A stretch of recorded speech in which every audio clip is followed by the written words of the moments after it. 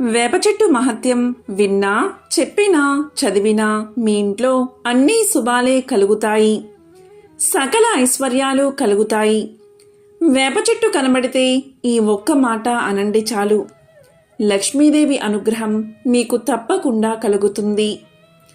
భారతదేశంలో పూజలు అందుకుంటున్న అత్యుత్తమమైన చెట్టు వేప చెట్టు. దీనిని భారతీయులు గుర్తించి దాన్ని పవిత్ర వృక్షంగా పూజించడం మొదలుపెట్టారు. ఎవరైతే ఉదయం లేవగానే వేప చెట్టును చూస్తారో వారికి శుభం కలుగుతుంది. వేప చెట్టు ఎంతో పవిత్రమైనది. వైద్యంలో దీని పాత్ర గురించి చరకుడు అర్థశాస్త్రంలో వివరించాడు. ఆయుర్వేదంలో కూడా చరక సంహిత, సుశ్రుత సంహిత వంటి గ్రంథాలలో వేప చెట్టు గురించి అనేక రుజువులు ఉన్నాయి. వేప చెట్టుకు ఇటువంటి విశేష గుణాలు రావడానికి అమృతం ఆ చెట్టుపై పడినట్లు పురాణ వివరణ ఉంది.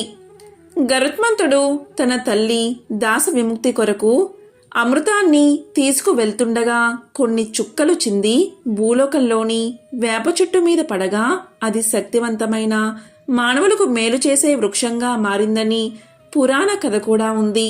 అదేవిధంగా దేవతల వైద్యుడైన ధన్వంతరి ప్రతిరూపమే వేప చెట్టు అంటారు. భూలోకంలో వేప చెట్టు నాటి పోషించిన వారికి స్వర్గలోకం ప్రాప్తిస్తుంది. అంతేకాదు, వరుసగా 3 వేప చెట్లు పెంచి పోషిస్తే సూర్యలోకం ప్రాప్తిస్తుంది అనే నమ్మకం కూడా ఉంది. రాక్షసులు సూర్యుణ్ణి వేటాడుతున్నప్పుడు సూర్యదేవుడికి ఆశ్రయాన్ని ఈ చెట్టే ఇచ్చింది కాబట్టి ఈ చెట్టును నాటితే సూర్యలోకానికి చేరుకుంటారు అనే నమ్మకం. ఒకసారి శివపార్వతులు ఏకాంతంగా ఉన్న సమయంలో అగ్నిదేవుడు అక్కడకు వచ్చాడట. దీంతో కోపగించిన పార్వతీదేవి మా ఏకాంతానికి భంగం కలిగించింది దేవతలే, కాబట్టి దేవతలంతా వృక్షాలుగా మారిపోండి అని శపించిందట. దీనితో దేవతలంతా వివిధ వృక్షాలుగా అవతరించారు. వారిలో శ్రీ మహావిష్ణువు రావి చెట్టుగా, ఆయన భార్య అయిన లక్ష్మీదేవి వేప చెట్టుగా మారారు. ఇది పురాణ కథ. అందుకే వేప చెట్టును లక్ష్మీదేవి స్వరూపమని భావిస్తారు. అందువల్లే లక్ష్మీ స్వరూపమైన వేప చెట్టును నాటి దానికి రావి చెట్టుకి వివాహం కూడా చేస్తారు. ఉత్తర భారతదేశంలో వేప చెట్టును నీమాలీదేవి అని పిలుస్తారు. అందుకే రావి చెట్టును పురుషుడిగా, వేప చెట్టును స్త్రీగా భావించి హిందువులు ఎక్కువగా పూజలు చేస్తారు, వివాహాలు చేస్తారు. ఇలా జంట వృక్షాలను పూజిస్తే దాంపత్య దోషాలు తొలగిపోతాయని, దాంపత్యం అన్యోన్యంగా ఉంటుందని శాస్త్రాలు కూడా చెప్తున్నాయి. ఎవరైతే వేప చెట్టును ముట్టుకుని నమస్కారం చేస్తారో అలాంటి వారికి లక్ష్మీదేవి అనుగ్రహం తప్పకుండా కలుగుతుంది. హిందూ సనాతన ధర్మంలో వేప వృక్షానికి ఉన్న ప్రాధాన్యత అత్యంత విశేషమైనది. ఎవరైతే పగటిపూట వేప చెట్టు నీడలో విశ్రమిస్తారో అలాంటి వారు ఆరోగ్యవంతులుగా ఎక్కువ కాలం జీవిస్తారని ప్రాచీన ఆయుర్వేద గ్రంథంలో చరకుడు తెలియచేశాడు. వేప చెట్టు గొప్పతనం గురించి వివరించే ఒక కథ ఇప్పుడు తెలుసుకుందాం. పూర్వం మలయాళ దేశంలో జామరిన్ అనే రాజు ఉండేవాడు. ఆయన ఒకసారి తన రాజ్యమంతటా చింత చెట్టు నాటించడానికి ఆ పనికి తన మంత్రిని ఉపయోగించాడు. ఆ రాజ్యంలో నంబియార్ అనే గొప్ప వైద్యుడు ఉండేవాడు. మూలికా వైద్యంలో నంబియార్కు పెట్టింది పేరు. ఆ కాలంలో ఢిల్లీ పాదుషా దగ్గర ఉండే అరబ్బీ హకీం ప్రకృతి వైద్యంలో అద్భుత ప్రజ్ఞ కలవాడు. నంబియార్ కూడా దాదాపు ఆయనతో సమానమైన వైద్యుడని ప్రజలు చెప్పుకునేవారు. రాజు దేశమంతటా చింత చెట్లు నాటిస్తున్నాడని తెలియగానే నంబియార్ రాజు దగ్గరకు వెళ్లి ఇలా పలికాడు: రాజా, చింత చెట్లు నాటించవద్దు. అవి ప్రస్తుతం చాలానే ఉన్నాయి కదా. వేప చెట్లు నాటించండి. అలా చేస్తే ప్రజలు ఆరోగ్యంగా ఉంటారు, అంటువ్యాధులు దరిచేరవు అని తెలియచేశాడు. దానికి రాజు ఒప్పుకోక ఇలా అన్నాడు: చింత చెట్లు వల్ల అనేక ఉపయోగాలు ఉన్నాయి. చింతపండుకు మంచి గిరాకీ ఉంది. చింత చెట్టుతో చేసినవి శ్రేష్టమైనవి.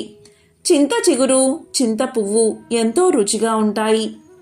దారుల వెంట చింత చెట్లు నాటితే ఎవరి పోషణ అవసరం లేకుండానే అవి బ్రహ్మాండమైన చెట్లుగా పెరిగి ప్రయాణికులకు చల్లని నీడనిస్తాయి.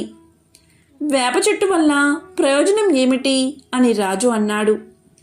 ఈ మాటలకు నంబియార్ రాజుకు ఎదురు చెప్పకుండా వెనుతిరిగి వెళ్ళిపోయాడు. అలా వెళ్తూ వెళ్తూ మంత్రి ఇంటికి చేరుకున్నాడు. మంత్రి నంబియార్కు స్వాగతం పలికాడు. అప్పుడు నంబియార్ మంత్రి వైపు చూస్తూ ఉండిపోయాడు. అప్పుడు మంత్రిగారు నవ్వుతూ, ఎందుకు మీరు అలా నన్ను పరీక్షగా చూస్తున్నారు? మీ దయ వల్ల నా ఆరోగ్యానికి ఎటువంటి లోపం లేదు అన్నాడు. దానికి నంబియార్ గంభీరంగా, ఇప్పుడేమీ లోపం లేదు, కానీ 6 మాసాలలో మీకు భయంకరమైన జబ్బు చెయ్యబోతుంది. సకాలంలో దానికి తగిన చికిత్స చెయ్యాలి, లేకపోతే చాలా ప్రమాదం అన్నాడు. నంబియార్ మాటలకు మంత్రి కంగారు పడి, అయితే తక్షణమే వైద్యాన్ని ప్రారంభించండి అన్నాడు. దానికి నంబియార్ ఇలా పలికాడు, ఈ వ్యాధి వైద్యానికి లొంగేది కాదు. మీరు వెంటనే బయలుదేరి ఢిల్లీలో పాదుషా దగ్గర ఉండే హకీంని చూడడం మంచిది అన్నాడు. దానికి మంత్రి ఇలా అన్నాడు, అంత దూరం ఏదో విధంగా కష్టపడి వెళ్తే మాత్రం ఆయన నన్ను సరిగ్గా చూస్తాడా అన్నాడు.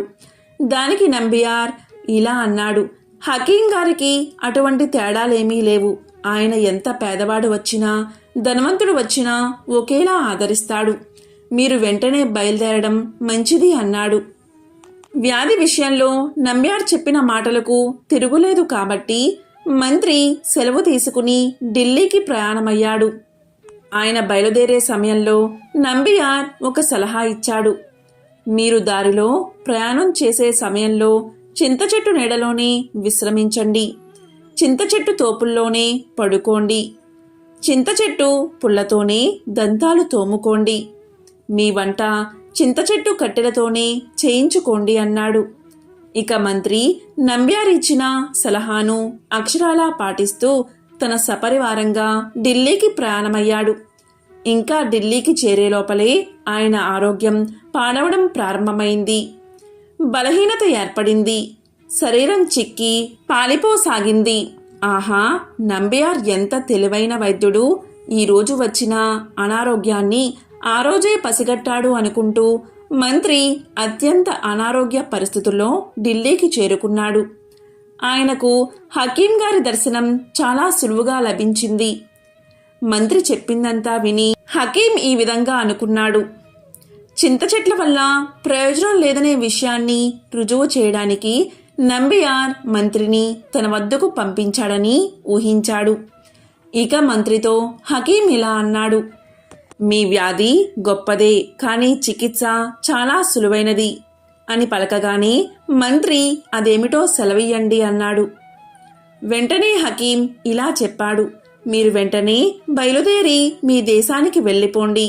వెళ్ళేటప్పుడు వేప చెట్ల నీడలోనే విశ్రమించండి. వేప చెట్ల మండలంతో ఇసురుకోండి. వేప చెట్ల పుల్లతోనే దంతాలు తోముకోండి. వేప చెట్ల పుల్లతోనే వంటలు చేసుకోండి. ఇంతకంటే మీ వ్యాధికి మరొక చికిత్స అవసరం లేదు. నా తరపున నంబియార్ గారికి 1000 సలాములు చెప్పండి. ఇక వెళ్ళిరండి అన్నాడు. ఇక మంత్రి సపరివారంగా స్వదేశానికి బయలుదేరాడు. ఇక హకీం చెప్పినట్లు వేప చెట్టు నీడలోనే పడుకునేవాడు. వేప చెట్ల గాలిని పీలుస్తూ తన ఆరోగ్యాన్ని తిరిగి సంపాదించుకోగలిగాడు.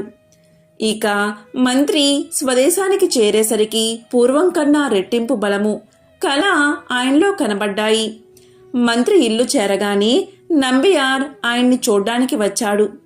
అప్పుడు మంత్రి తన అనుభవాన్ని నంబియార్తో చెప్పాడు. దానికి నంబియార్, తక్షణమే రాజుగారి వద్దకు వెళ్దాం. మీ అనుభవాల గురించి మనం తక్షణమే రాజుగారికి విన్నవిద్దామన్నాడు. ఇక ఇద్దరూ కలిసి రాజు దగ్గరకు వెళ్లారు. రాజు మంత్రి అనుభవాలు విని ఆశ్చర్యపోయాడు. ఇంతలో నంబియార్ ఇలా అన్నాడు, ఇందులో నా తప్పు చాలా ఉన్నందుకు మీ ఇద్దరూ నన్ను మన్నించాలి. మంత్రి గారికి ఏ జబ్బు లేకుండానే నేను ఆయన్ని ఢిల్లీ ప్రయాణం చేయించాను. చింత చెట్టు కన్నా వేప చెట్టు మంచిది అని నిరూపించడమే నా ఉద్దేశం అని నంబియార్ వేప చెట్టు మహిమ గురించి రాజుకు మంత్రికి చెప్పాడు.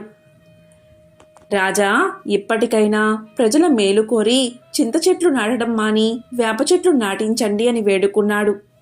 అందుకు రాజు చింత చెట్ల కన్నా వేప చెట్ల మహిమ తెలుసుకుని దేశమంతటా వేప చెట్లు నాటించాడు. అందుకే వేప చెట్టును హెర్బల్ డాక్టర్ ఆఫ్ ఇండియా అని పిలుస్తారు.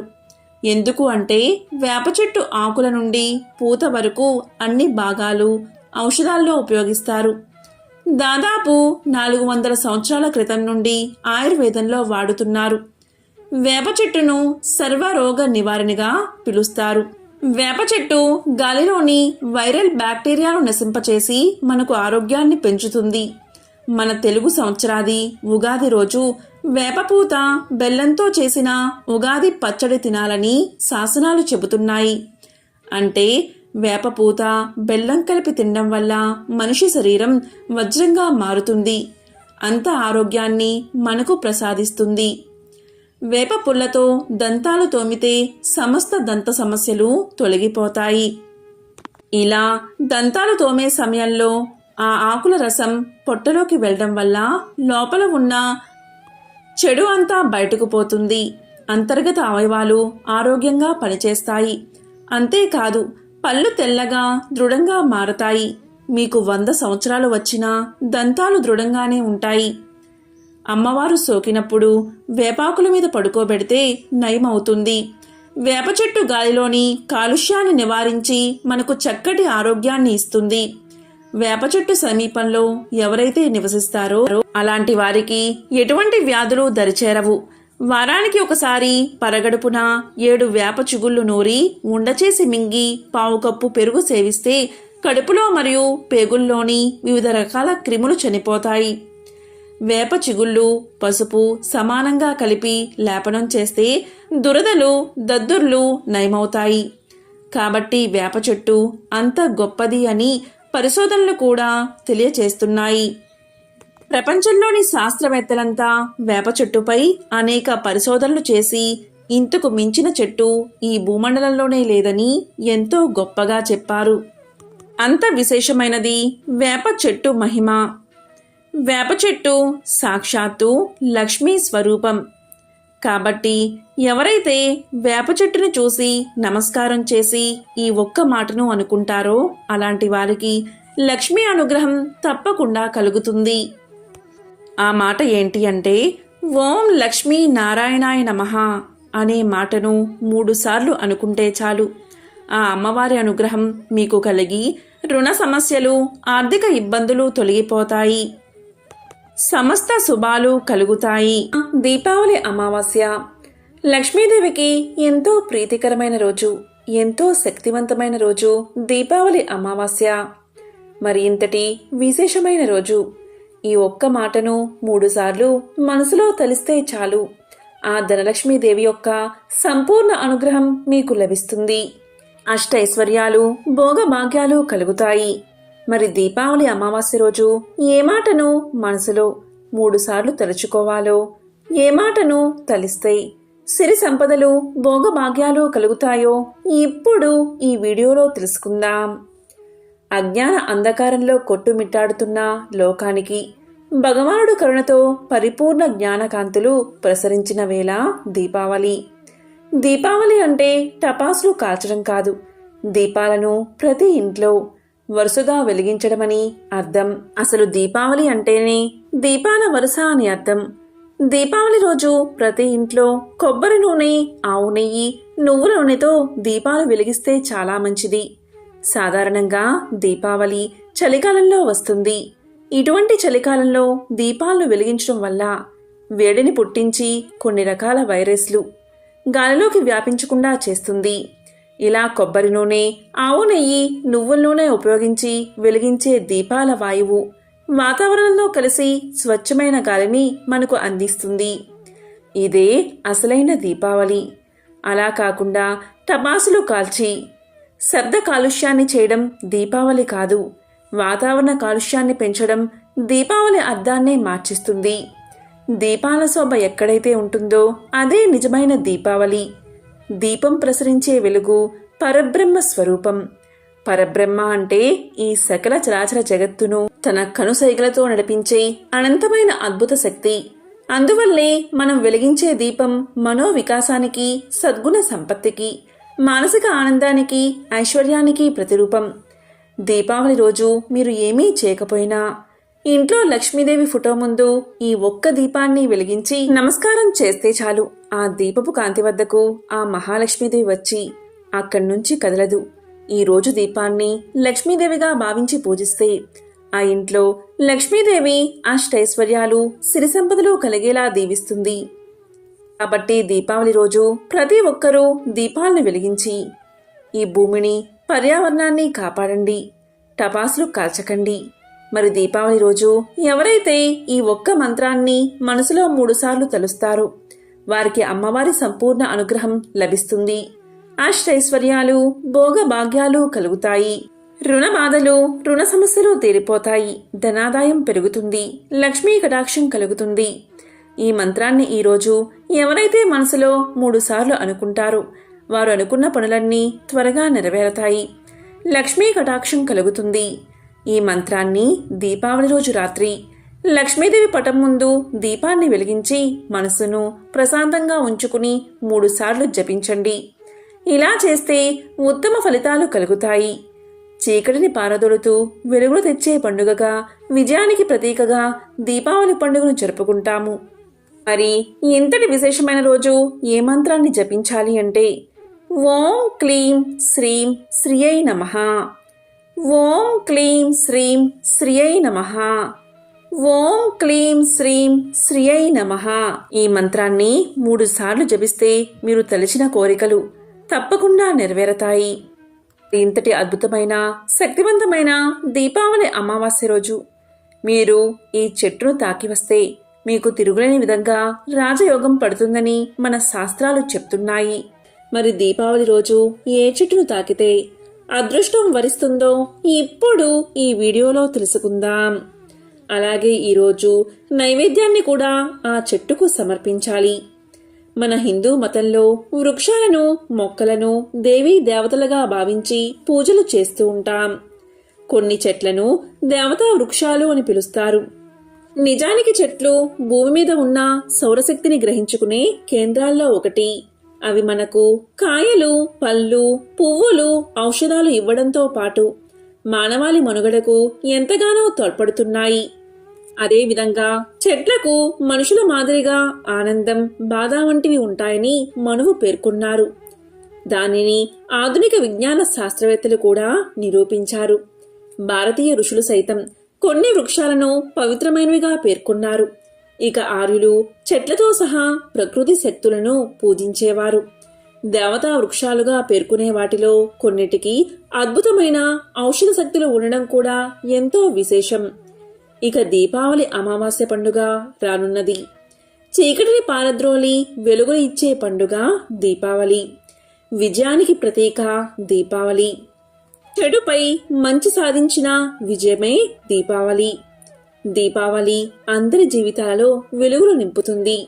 ఇంతటి అద్భుతమైన, శక్తివంతమైన దీపావళి రోజు మీరు ఈ వృక్షాలలో ఏ ఒక్కటి తాగి వచ్చినా మీకు తిరుగులేని విధంగా రాజయోగం పడుతుంది. మీరు దీపావళి రోజు సాయంత్రం సమయంలో ఈ చెట్టును తాకిరండి. మరి ఆ వృక్షాలు ఏంటో ఇప్పుడు ఈ వీడియోలో తెలుసుకుందాం. మొదటగా మారేడు చెట్టు అంటే బిల్వ వృక్షం. పార్వతీదేవి చెమట నుంచి ఉద్భవించిన ఈ వృక్షాన్ని ఎంతో పవిత్రమైనదిగా భావిస్తారు. స్కాంద పురాణంలో మారేడు చెట్టు గురించి చాలా వివరంగా చెప్పారు. బ్రహ్మ, విష్ణు మహేశ్వరులు, పార్వతి, లక్ష్మీదేవులు ఈ వృక్షంలో కొలువై ఉంటారు. దీపావళి రోజు సాయంత్రం మీ ఊరిలోని శివాలయంలో బిల్వ వృక్షం ఉంటే మరీ మంచిది. లేదా ఎక్కడైనా బిల్వ వృక్షం ఉంటే దాని దగ్గరకు మీరు వెళ్ళండి. దీపావళి రోజు సాయంత్రం ఈ వృక్షం కింద ఒక నెయ్యి దీపాన్ని వెలిగించండి. నెయ్యి దీపమే వెలిగించాలి. దీపావళి రోజు నెయ్యి దీపాన్ని వెలిగిస్తే చాలు. ధనం, వైభవం ప్రాప్తిస్తాయి. భక్తి పెరుగుతుంది. పాపాలు తొలగిపోతాయి. లక్ష్మీ అమ్మవారి సంపూర్ణ అనుగ్రహం మీకు లభిస్తుంది. బిల్వవృక్షాన్ని సాక్షాత్తు మహాలక్ష్మి స్వరూపమంటారు. ఆ వృక్షపు వేళ్లలో సర్వతీర్థాలు ఉంటాయి. ఎవరైతే తీర్థయాత్రలకు వెళ్ళలేరో అలాంటి వారు బిల్వవృక్షం కింద నెయ్యి దీపాన్ని వెలిగిస్తే చాలు. అటువంటి వారికి సమస్త తీర్థయాత్రలు చేసిన ఫలితం దక్కుతుంది. కొంతమందికి ధనం అవసరం, కొంతమందికి పుణ్యం అవసరం, కొంతమందికి మోక్షం అవసరం. ఎవరికి ఏం కావాలి అన్నా మారేడు చెట్టు తప్పకుండా ఇస్తుంది. కాబట్టి దీపావళి రోజు మారేడు చెట్టును తాకి పార్వతీదేవిని అలాగే లక్ష్మీదేవిని స్మరించి మీ మనసులోని కోరిక చెప్పుకోండి. అదేవిధంగా నెయ్యి దీపాన్ని వెలిగించండి. అదేవిధంగా కర్పూరాన్ని వెలిగించి లవంగాన్ని అందులో వేయండి. అదేవిధంగా ఉమ్మెత్త ఆకు కానీ ఉమ్మెత్త పువ్వును కానీ నైవేద్యంగా అమ్మకు సమర్పించండి. ఇలా చేస్తే చాలు. శని, రాహు, కేతు దోషాలు తొలగిపోతాయి. నవగ్రహ దోషాలు తొలగిపోతాయి. పితృదోషాలు తొలగిపోతాయి. అలాగే దీపావళి రోజున పటికి బెల్లం కలిపిన పాలను బిల్వవృక్షం మొదట్లో పోయండి. ఇలా చేసిన వారి జీవితంలో దరిద్రమనేదే దరిచేరదు. ధనానికి ధాన్యానికి ఎటువంటి లోటు ఉండదు. అప్పులు, ఆర్థిక ఇబ్బందులు తొలగిపోతాయి. మీకు దగ్గరలో మారేడు చెట్టు లేకపోతే మేడి చెట్టు మీకు దగ్గరలో ఉన్నా పర్వాలేదు. ఎందుకంటే మేడి చెట్టు సాక్షాత్తు లక్ష్మీ నరసింహ స్వరూపం. లక్ష్మీ అమ్మవారితో కలిసి స్వామి ఈ వృక్షంపై నివాసముంటారని పురాణాలు చెప్తున్నాయి. కాబట్టి దీపావళి రోజు సాయంత్రం సమయంలో మేడు చెట్టు దగ్గరకు వెళ్ళండి. నెయ్యి దీపాన్ని లేదా ఆవాల నూనెతో దీపాన్ని వెలిగించండి. కర్పూరాన్ని వెలిగించండి. దానిపై ఒక లవంగం ఉంచి వెలిగించండి. ఆ చెట్టు దగ్గరకు వెళ్ళి దాన్ని తాకి ఇలా ప్రార్థించండి. కష్టాలు తొలగిపోవాలని స్వామిని వేడుకోండి. అదేవిధంగా బెల్లాన్ని నైవేద్యంగా సమర్పించి 5 మేడిపళ్ళను ఇంటికి తెచ్చుకోండి. ఆ మేడిపళ్ళను మీ ధనం ఉండే ప్రదేశంలో కానీ బీరువలో కానీ ఉంచండి. ఇలా చేస్తే లక్ష్మీ కటాక్షం మీకు కలుగుతుంది. ధనానికి లోటు ఉండదు. ధనాదాయం పెరుగుతుంది. ఆ మేడిపళ్ళను ఎర్రటి వస్త్రంలో కట్టి మీరు ధనం ఉంచే స్థానంలో ఉంచండి. ఇలా చేస్తే సంపాదన పెరుగుతుంది. మీకు మేడి చెట్టు దగ్గరలో లేకపోతే ఏమీ పర్వాలేదు. పారిజాత వృక్షం మీకు దగ్గరలో ఉంటే చాలు. పారిజాత వృక్షం సముద్ర మదన నుంచి ఉద్భవించింది. ఈ వృక్షాన్ని దేవతల రాజైన ఇంద్రుడు తన నందనవనంలో స్థాపించాడు. పారిజాత వృక్షాన్ని శ్రీకృష్ణుడు మానవజాతి కళ్యాణం కోసం భూమిపైకి తీసుకువచ్చాడు. మనుషుల్లో ఉన్న నేటివ్ శక్తిని ఈ వృక్షం లాగేసుకుంటుంది. పాజిటివ్ ఎనర్జీ చేకూరేలా తోడ్పడుతుంది. ఈ వృక్షం కింద దీపావళి రోజున ఒక నెయ్యి దీపాన్ని వెలిగించండి. కుదరని వారు ఆవాల నూనెతో అయినా దీపాన్ని వెలిగించండి. ఒక లవంగాన్ని, కర్పూరాన్ని ఉంచి మీ కోరిక చెప్పుకోండి. అంటే కర్పూర హారతి ఇవ్వండి. అలా హారతి ఇచ్చేటప్పుడు ఒక లవంగాన్ని కర్పూరంపై ఉంచండి. ఇలా వెలిగించి హారతి ఇస్తూ మీ మనసులోని కోరిక ఆ చెట్టుకు చెప్పుకోండి. ఇలా చేస్తే మీ కోరిక న్యాయబద్ధమైనదైతే తప్పక నెరవేరుతుంది. ఈరోజు ఆ పారిజాత వృక్షానికి వెన్నను నైవేద్యంగా సమర్పించండి. పారిజాత వృక్షం మీద స్వయంగా మహాలక్ష్మి, మహావిష్ణువు కొలువై ఉంటారు. ఈ వృక్షాన్ని తాకడం వల్ల శాపాలు, దోషాలు, దిష్టి దోషాలు తొలగిపోతాయి. శని దోషాలు తొలగిపోతాయి. కాబట్టి దీపావళి అమావాస్య రోజు సాయంత్రం ఈ వృక్షాల్లో ఏ వృక్షమైనా సరే మీకు దగ్గరలో ఉంటే ఆ వృక్షం కింద ఈ విధంగా దీపాన్ని వెలిగించి నైవేద్యాన్ని సమర్పించి మీ కోరిక చెప్పుకుని సమస్త శుభాలను పొందండి. లక్ష్మీనారాయణల అనుగ్రహాన్ని పొందండి. దీపావళి హిందువులు జరుపుకునే అతి ముఖ్యమైన పండుగల్లో ఒకటి. ప్రతి సంవత్సరం ఆశ్వయుజ అమావాస్య రోజు దీపావళి పండుగను జరుపుకుంటారు. దీపాన్ని పరబ్రహ్మ స్వరూపంగా భావించి దీపావళి రోజు లక్ష్మీ పూజ చేసిన తర్వాత ఇల్లంతా దీపాలతో అలంకరిస్తారు. మనో వికాసానికి, ఆనందానికి, నవ్వులకు, సంపదలకు చిహ్నంగా ఈ దీపాన్ని భావిస్తారు. ఆశ్వయుజ బహుళ చతుర్దశి నుంచి కార్తీక మాసమంతా సంధ్యా సమయంలో మట్టి ప్రమిదల్లో దీపాలు వెలిగిస్తారు.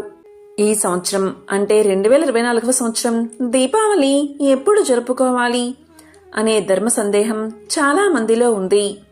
అంటే ఈసారి అక్టోబర్ 31వ తేదీ దీపావళి జరుపుకోవాలా లేదా నవంబర్ 1వ తేదీ దీపావళి జరుపుకోవాలా అనే ధర్మ సందేహం చాలా మందికి ఉంది. దీపావళి అంటే దీపాల పండుగ అని ఈరోజు అమ్మవారి ముందు ఒక్క దీపాన్ని వెలిగించినా చాలు, అమ్మవారు మనకు సకల ఐశ్వర్యాలను ఇస్తుంది. మరి ఏ రోజు అంటే అక్టోబర్ 31వ తేదీనా లేదా నవంబర్ 1వ తేదీనా ఏ రోజు లక్ష్మీదేవి ముందు దీపాన్ని వెలిగించాలి? అసలు దీపావళి పూజా సమయాలు ఏమిటి? శుభకాలం మొత్తం అంతా కూడా ఇప్పుడు తెలుసుకుందాం. అంతేకాదు, దీపావళి వెళ్ళిన మరుసటి రోజు నుంచి కార్తీక మాసం ప్రారంభమవుతుంది. ఈ రోజు అంటే కార్తీక పాడ్యమి రోజు పాడ్యమి స్నానాలు చేసి కార్తీక మాసానికి ప్రతి ఒక్కరూ స్వాగతం పలుకుతారు. మరి కార్తీక పాడ్యమి స్నానాలు ఏ రోజు చెయ్యాలి అంటే నవంబర్ 1వ తేదీనా లేదా నవంబర్ 2వ తేదీనా? కార్తీక పాడ్యమి స్నానాలు మరియు పాడ్యమి దీపాలు ఎలా వెలిగించాలి అనే విషయం గురించి కూడా ఇప్పుడు తెలుసుకుందాం. దీనికి సంబంధించిన ఒక కథ చెబుతారు. పూర్వం ఒకసారి దూర్వాస మహర్షి దేవేంద్రుడి ఆతిథ్యానికి వెళ్లి ఒక హారాన్ని ఇస్తాడు. ఆ హారాన్ని తిరస్కరించిన ఇంద్రుడు తన ఐరావతం మెడలో ఆ హారాన్ని వేస్తాడు. ఏనుగు ఆ హారాన్ని కాలితో తొక్కేస్తుంది. అసలే దూర్వాసుడికి కోపం ఎక్కువ. ఇదంతా చూసి కోపంతో రగిలిపోయిన ఆ మహర్షి దేవేంద్రుణ్ణి శపిస్తాడు. ఆ శాప ఫలితంగా తన స్థానాన్ని సర్వ సంపదలను కోల్పోతాడు. దిక్కు తోచని స్థితిలో శ్రీ మహావిష్ణువును ప్రార్థిస్తాడు. కనికరించిన శ్రీ మహావిష్ణువు ఒక జ్యోతిని వెలిగించి దానిని శ్రీ మహాలక్ష్మి స్వరూపంగా తలచి పూజించమని ఉపదేశిస్తాడు. ఇంద్రుడు అలా చేసిన తర్వాత పోయిన సిరి సంపదలు తిరిగొచ్చాయని పురాణ కథనం. అప్పట్నుంచి లక్ష్మీదేవిని పూజించిన వారికి సర్వ సంపదలు చేకూరతాయని నమ్ముతారు. ఇక ద్వాపర యుగంలో దీపావళి భూదేవి వరహస్వామికి అసుర సమయంలో జన్మించిన నరకాసురుడు తల్లి చేతిలో మాత్రమే మరణించేలా వరాన్ని పొందుతాడు. వరగర్వంతో లోకకంటకుడిగా తయారైన నరుకుడు ముల్లోకాలను పట్టి పీడిస్తాడు. నరకాసురుడి బాధలు భరించలేని దేవతలు, మునులు, గంధర్వులు శ్రీహరికి తమ గోడు వెళ్లబోసుకుంటారు. వారి మొర ఆలకించిన శ్రీ మహావిష్ణువు ద్వాపర యుగంలో కృష్ణుడిగా అవతరించి సత్యభామతో నరకాసుర సంహారం చేశాడు. నరకుడు చతుర్దశి రోజు మరణించగా ఆ తర్వాత రోజైన దీపావళి రోజు దీపాలు వెలిగించి ప్రజలు సంబరాలు చేసుకున్నారు. ఇక త్రేతాయుగంలో రావణ సంహారం తర్వాత సతీ సమేతంగా అయోధ్యకు చేరుకున్నాడు శ్రీరాముడు. అందుకే దసరాకి రావణ దహనం కార్యక్రమం నిర్వహిస్తారు. దసరా తరువాత వచ్చే పండుగ దీపావళి. రావణ సంహారం తర్వాత అయోధ్యకు చేరుకోవడంతో ప్రజలంతా దీపాలు వెలిగించి బాణాసంచా కాల్చి సంబరాలు చేసుకున్నారు. సాధ్యం త్రివర్తి సంయుక్తం వహ్నినా యోజితం మయా గృహానా మంగళ దీపం త్రైలోక్య తిమిరాపహం భక్తా దీపం ప్రయచ్చామి దేవాయ పరమాత్మనే త్రాహిమాం నరకాత్ ఘోరాత్ దివ్యజ్యోతి నమోస్తుతే. 3 వత్తులు నూనెలో తడిపి అగ్నితో వెలిగించి శుభప్రదమైన 3 లోకాల చీకట్లను పోగొట్టగలిగిన దీపాన్ని వెలిగించాను.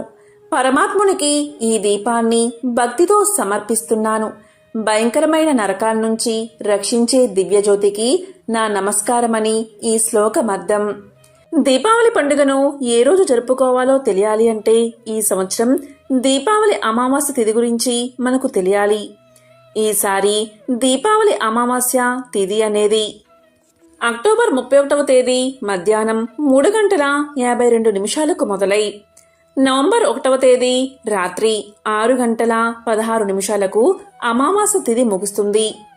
ఎప్పుడైనా సరే దీపావళి అమావాస్య అంటే రాత్రి అమావాస్య గడియలను పరిగణలోకి తీసుకోవాలి. ఎందుకంటే అమ్మవారికి దీపావళి అమావాస్య అంటే చాలా ఇష్టమైన తిథి. అక్టోబర్ 31వ తేదీ రాత్రి మాత్రమే అమావాస్య గడియలు ఉన్నాయి.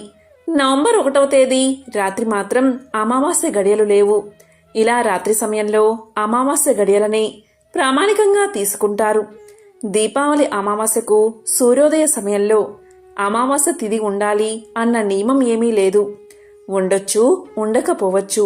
కానీ రాత్రి మాత్రం అమావాస్య గడియలు తప్పకుండా ఉండాలి. రాత్రి అమావాస్య గడియలు ఉన్న రోజే దీపావళి అమావాస్యను జరుపుకోవాలి. ఈ సంవత్సరం అంటే 2024 సంవత్సరం అక్టోబర్ 31వ తేదీ రాత్రి మొత్తం అమావాస్య గడియలు ఉన్నందున అక్టోబర్ 31వ తేదీని దీపావళిగా జరుపుకోవాలని కొంతమంది పండితులు చెబుతున్నారు. మరి కొంతమంది పండితులు సూర్యోదయంతో అమావాస్య గడియలు మరియు సాయంత్రం 6 గంటల వరకు అమావాస్య గడియలు నవంబర్ 1వ తేదీన ఉన్నాయి కాబట్టి ఈ రోజుని దీపావళి జరుపుకోవాలి అంటున్నారు. ఇలా 2 రోజులు వచ్చినప్పుడు వాదనలకు దిగకుండా ఏదో ఒక రోజు దీపావళిని జరుపుకోండి. కానీ చెప్పాలి అంటే అక్టోబర్ 31వ తేదీ రాత్రి మొత్తం అమావాస్య గడియలు ఉన్నాయి కాబట్టి ఈ రోజు దీపావళి చేసుకుంటే 100% పూజా ఫలితం మీకు దక్కుతుంది. ఇక అక్టోబర్ 31వ తేదీ లక్ష్మీదేవి అమ్మవారిని పూజించడానికి శుభముహూర్తాలు ఎప్పుడో ఇప్పుడు తెలుసుకుందాం. లక్ష్మీదేవికి వృషభ లగ్న కాలం అంటే చాలా ఇష్టం. ఈ వృషభ లగ్న కాలంలో భక్తులందరూ లక్ష్మీదేవిని విశేషంగా పూజిస్తారు. అక్టోబర్ 31, 2024న లక్ష్మీదేవిని పూజించడానికి వృషభ లగ్న ముహూర్తం వచ్చేసి సాయంత్రం 6 గంటల 25 నిమిషాల నుంచి 8 గంటల 26 నిమిషాల వరకు వృషభ లగ్న కాలముంది. ఈ సమయంలో అమ్మవారిని భక్తి శ్రద్ధలతో పూజిస్తే అఖండ లక్ష్మీ కటాక్షం కలిగి ఆ ఇంట్లో లక్ష్మీదేవి సిరుల వర్షాన్ని కురిపిస్తుంది. ఈ సమయాన్ని వృషభ లగ్న కాలమంటారు. ఈ సమయంలోనే ఈ ఇంట్లో అమ్మవారి ఫోటో ముందు దీపాన్ని వెలిగించండి. ఇంటి ముందు కూడా దీపాలు వెలిగించండి. ఇలా ఈ సమయంలో దీపాలు వెలిగించడం వల్ల మన ఇల్లు సిరి సంపదలతో భోగభాగ్యాలతో వర్ధిల్లుతుంది. లక్ష్మీదేవి మనల్ని దీవిస్తుందని పురాణాలు చెప్తున్నాయి. పంచభూతాల్లో ప్రధానమైనది అగ్ని.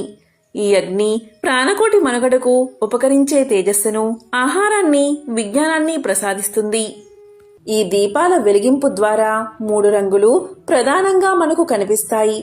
అందులో నీలము, పసుపు, తెలుపు ఈ 3 రంగులు మానవ మనుగడకు ఆవశ్యకమైనవిగా. ఈ 3 రంగులు జగతిని పాలించే లక్ష్మి, సరస్వతి, పార్వతులుగా భావిస్తారు. అంతేకాదు ఈ 3 రంగులు సత్యం, శివం, సుందరం. ఈ 3 రంగుల దీపపు కాంతి ద్వారా స్త్రీ జగన్మాతలను ఆరాధించినట్లుగా మానవులకు విజ్ఞానం, వివేకం, వినయాలకు సంకేతమని సందేశాత్మకంగా హిందువులు నమ్ముతారు. మానవుడు నరకం నుంచి తప్పించుకోవాలి అంటే, అలాగే దక్షిణాయన పాపకాలం నుంచి తప్పించుకోవడానికి జ్యోతిని దానం చెయ్యాలని చెప్తారు. అందుకుగాను ఆశ్వయుజ మాసంలో వచ్చే బహుళ చతుర్దశి, అమావాస్యలు పరమ పవిత్ర పర్వదినాలుగా భక్తులు భావిస్తారు. దీపావళికి అంతటి శక్తి ఉంది కాబట్టి ఈ దీపాన్ని ఈ వృషభ లగ్న కాలంలో ప్రతి ఒక్కరూ లక్ష్మీదేవి ముందు, అలాగే మన ఇంట్లో వెలిగించాలి. ఇక ఈ రోజు అంటే అక్టోబర్ 31వ తేదీ ప్రదోషకాల సమయం వచ్చేసి సాయంత్రం 5 గంటల 37 నిమిషాల నుంచి 8 గంటల 6 నిమిషాల వరకు ఉంటుంది.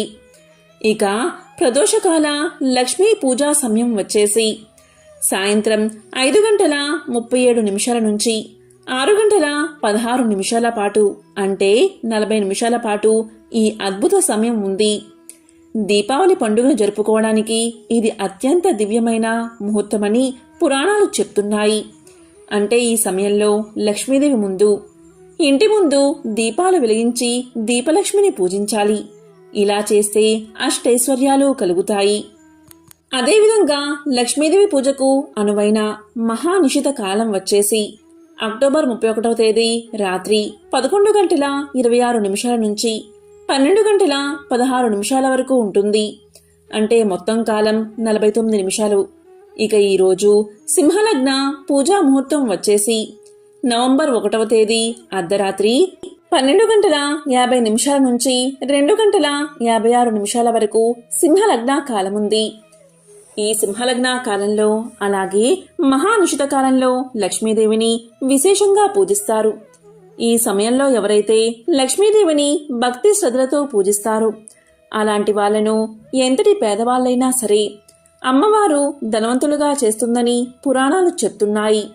ఈ సమయంలో లక్ష్మీదేవికి ఉసిరికాయ దీపం వెలిగించి లక్ష్మీదేవికి హారతి ఇస్తే ఇంట్లో ఉన్న దరిద్రం మొత్తం తొలగిపోతుంది. ఎందుకు అంటే ఉసిరికాయ శ్రీ మహాలక్ష్మికి ఎంతో ప్రీతికరమైనది. లక్ష్మీదేవికి ఎంతో ప్రీతికరమైన ఉసిరికాయ దీపం వెలిగిస్తే కోరిన కోరికలు తీరతాయి. ఈ మహానిషిత కాలంలో ఓం లక్ష్మీ నమో నమః, ఓం లక్ష్మీ నమో నమః అని 108 సార్లు జపిస్తే చాలు అఖండ ఐశ్వర్యం ప్రాప్తిస్తుందని పురాణాలు చెబుతున్నాయి. ఇక దీపావళి వెళ్లిపోయిన మరుసటి రోజు తెల్లవారుజామున కార్తీక పాడ్యమి స్నానాలు చేస్తారు. అలాగే కార్తీక పాడ్యమి దీపాలు వెలిగిస్తారు. మరి కార్తీక పాడ్యమి స్నానాలు నవంబర్ 1వ తేదీన చెయ్యాలా లేదా నవంబర్ 2వ తేదీన చెయ్యాలా అనే సందేహం చాలా మందిలో ఉంది. దీనికి సమాధానం కూడా ఇప్పుడు తెలుసుకుందాం. దీపావళిని ఈ సంవత్సరం అంటే 2024వ సంవత్సరం అక్టోబర్ 31వ తేదీ అర్ధరాత్రి జరుపుకుంటున్నారు. కొంతమంది నవంబర్ 1వ తేదీన జరుపుకుంటున్నారు. అక్టోబర్ 31వ తేదీ దీపావళి జరుపుకున్నా కూడా నవంబర్ 1వ తేదీ పాడ్యమి స్నానాలు చేయకూడదు. ఎందుకంటే నవంబర్ 1వ తేదీ సాయంత్రం 6:16 వరకు అమావాస్య గడియలు ఉన్నాయి. ఆ తర్వాతనే పాడ్యమి వస్తుంది. కాబట్టి నవంబర్ 2వ తేదీ తెల్లవారుజామున పాడ్యమి ఉన్న రోజు కార్తీక పాడ్యమి దీపాలు స్నానాలు చేయాలి. కార్తీక పాడ్యమి అనేది తెల్లవారుజామున ఉండాలి. ఆ రోజు మాత్రమే పాడ్యమి స్నానాలు ఆచరించాలి. కాబట్టి ఈసారి దీపావళి అమావాస్యను అక్టోబర్ 31వ తేదీ జరుపుకోవాలి.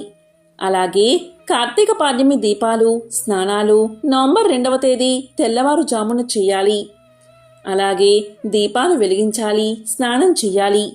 కార్తీక పాడ్యమి అనేది నవంబర్ 1వ తేదీ సాయంత్రం 6:16 మొదలై నవంబర్ 2వ తేదీ రాత్రి 8:21 ముగుస్తుంది.